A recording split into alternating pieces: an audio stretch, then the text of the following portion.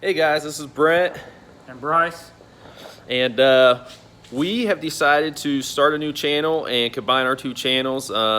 Brice has got Mustang Madness, and I have BJM Motor Co. And we both do similar things, go to a lot of car shows, use a lot of car products, see a lot of cool cars, between the cars that come through the lot here. Brice and I do a lot of work to them and, see a lot of cool stuff. But we don't want this to only be about cars. We want it to be, cars, boats, side-by-sides, anything with motors. We plan on, doing first-person views of, riding or driving in cars and car shows, detailing products, and, anything to do with automotive. So we want to do some reviews and how-tos as well. Anything to add? No, I think you covered it pretty well. I mean, we just really like vehicles and like to show that, just show really cool stuff. But he's going to be going to a car show that he's putting on, a local car show this weekend, and we are about to shoot our first video. And we're going to start off with something far as more like a review and a how-to mixed into one. So we'll get started here. We'll prep everything up and stay tuned. All right, so as we promised here, we're going to have a how-to video and do kind of a review. We just bought this for the car lot here. It's 2012 GMC Yukon black. Looks like it's been through the automatic car wash majority of its life. So as you can see, put a strip of tape there on the fender, put a strip of tape here on the hood, and we're going to kind of use a three-step process. What we're going to use on this today is actually the Car Brite sled. So as you can see here, you start off with step one, it's the cutting. Step two goes to polish, and then step three is the sealer wax. We've had really good results with this. So they each come with their own pad. Brice is grabbing here. Each of them got their color coded pad, and works really well. It's a good system. Some of them you may be able to not have to work step one quite as much, or step three, if you can kind of skip that if you want to do like a ceramic coating. But as far as the vehicles on the lot here, we do a three-step to every car we get, and as it sits on the lot, we have a power washing crew come around, power wash them, and they always dry awesome. They stay clean a lot longer, and they just look way better with all the swirl marks out of them and everything. So that's what we're going to be using today. On here, we'll start off. The first step that we always do is most important is using a clay bar. So we have this, I believe it's Mother's clay bar here. You can see this one's wearing out, but we have that. We also have a mitt. We'll hit that, get any contaminants, overspray or anything out of that, anything like that out of the paint, and then we'll go on to step one, and we'll show you the progress here as we go. We'll do a close-up here of paint just has a lot of chips, swirl marks, so hopefully the lighting isn't great, but you'll be able to see a difference. And then the next thing we'll do is we'll shoot another video on how to get rid of that. I mean, if you listen here, you can tell there's a lot of sun damage. This thing came out of Houston, Texas, so a lot of sun damage there. So we'll sand them down, buff them back out, and show you how to do that as well. So stay tuned. All right, so we're your first step here, using the Mother's clay bar.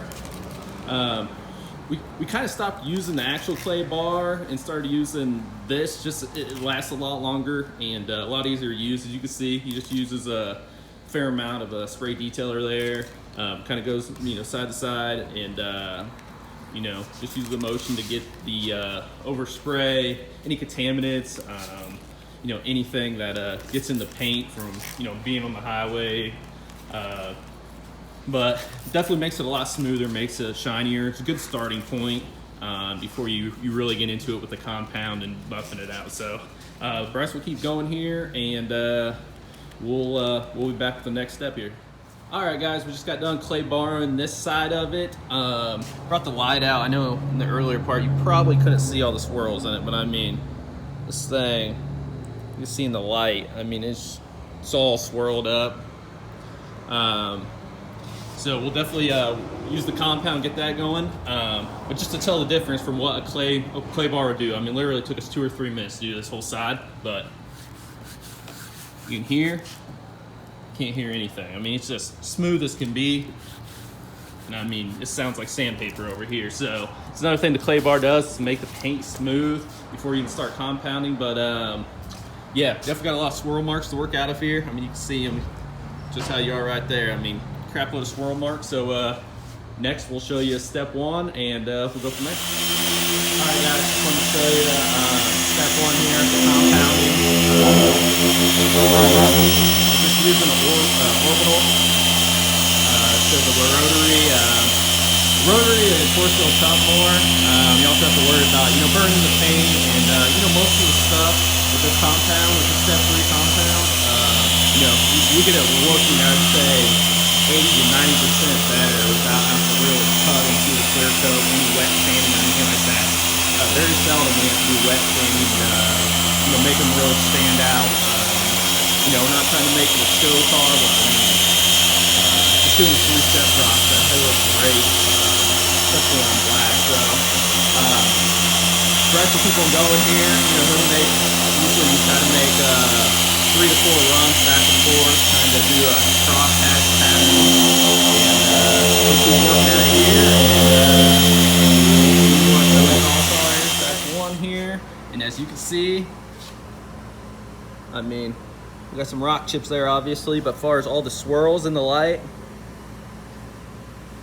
I mean, they are basically night and day difference. And that's just step 1. Not even working it that hard. He went back and forth across hatch pattern a few times, but just night and day difference. A lot of times we'll go around the vehicle first. We'll touch up all the chip marks, kind of let them dry pretty well, not completely. Then we'll buff over them. And it kind of smooths out the touch-up marks that you make with the paint stick.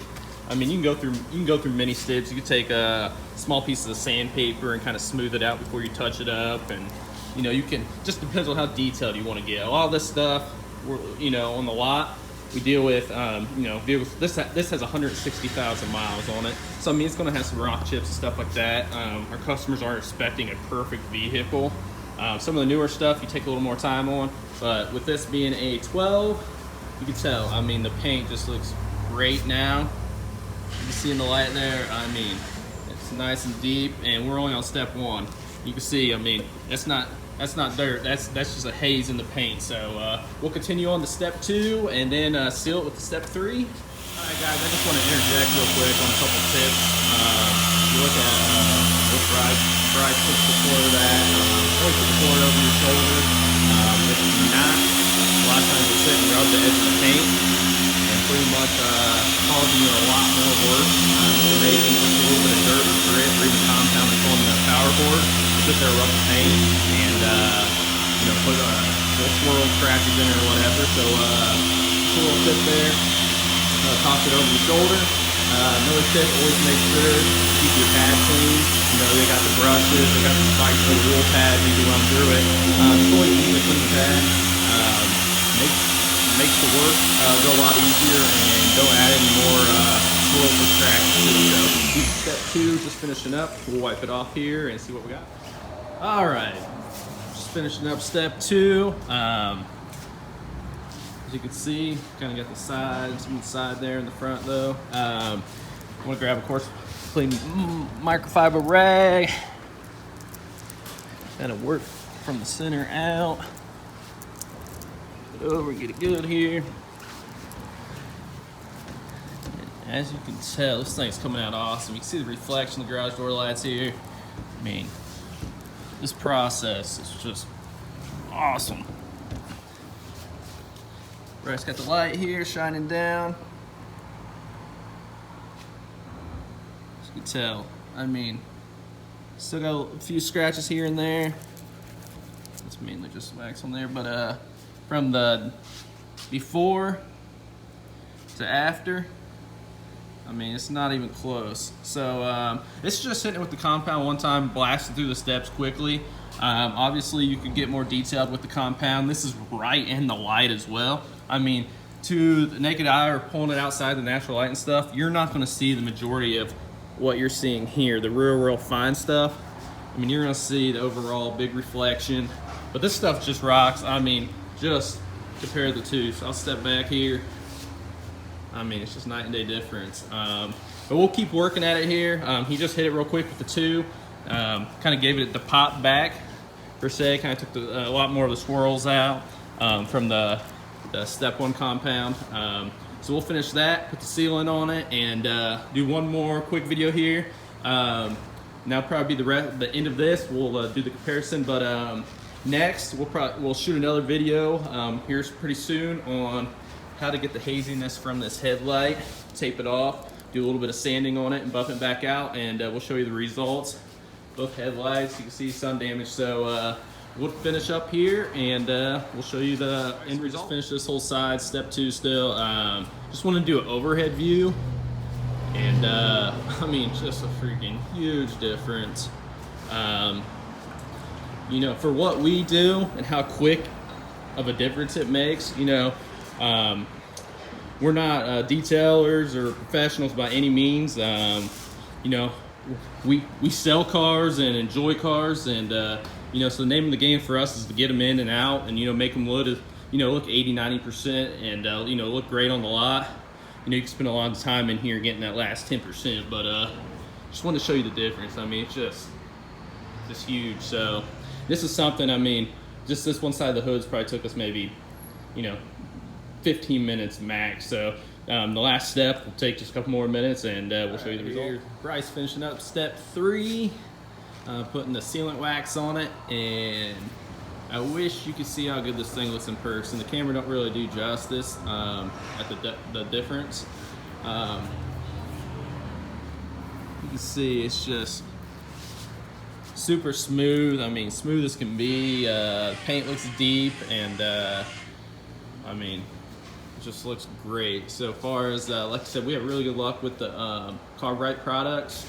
We have a Car Brite truck that comes around to our lot here, and so we buy a lot of products from them. I know there's other avenues, hence why we want to do a review on it and let you guys in on, you know, one of our processes of, you know, kind of what we do. And it's just the thing we like most about it is just how quick and effortlessly it is. And I mean, I've spent thousands of dollars on Auto Geek buying all kinds of products and stuff, and don't get me wrong, there's a lot of good products out there. Grio's Garage is one of my favorite, but this product here, I mean, it all comes together, and as you can see, I mean, the results speak for themselves. I mean, that looks great.